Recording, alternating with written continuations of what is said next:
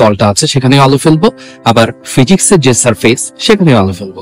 এখন যে আলোটা আমার রুমে আছে সেটা হচ্ছে সাদা আলো, এবং সাদা আলোর কারণে আমি এই যে শোষণের বিষয়টা বা রিফ্লেকশনের বিষয়টা বুঝতে পারতেছি না, যার কারণে আমি প্রথমে রুমকে একটু ডার্ক করে দেবো। এবার আমার রুমটা কিন্তু ডার্ক হয়ে গেছে।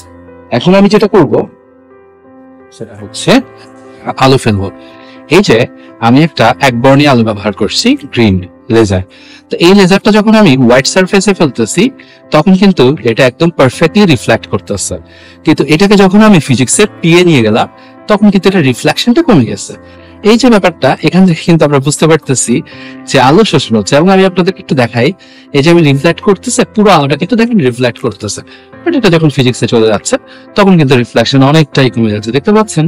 এই আশা করি বিষয়টা বুঝতে পারছেন। আমি আপনাদের জন্য একটু পুরো একটা রাউন্ড দেই, দেখেন এই রাউন্ডের ব্যাপারটা দেখেন। এই খুব সুন্দর একটা রাউন্ডিং কিন্তু এখানে তৈরি হচ্ছে, ঠিক আছে? এই যে খুব সুন্দর একটা রাউন্ডিং তৈরি হচ্ছে এবং ডিফারেন্ট ডিফারেন্ট কিন্তু আমরা শেপ এখানে দেখতে পাচ্ছি। তো এই যে ব্যাপারগুলো ঘটতেছে, এই ব্যাপারগুলোই মূলত আলোর প্রতিফলনের কারণে ঘটছে।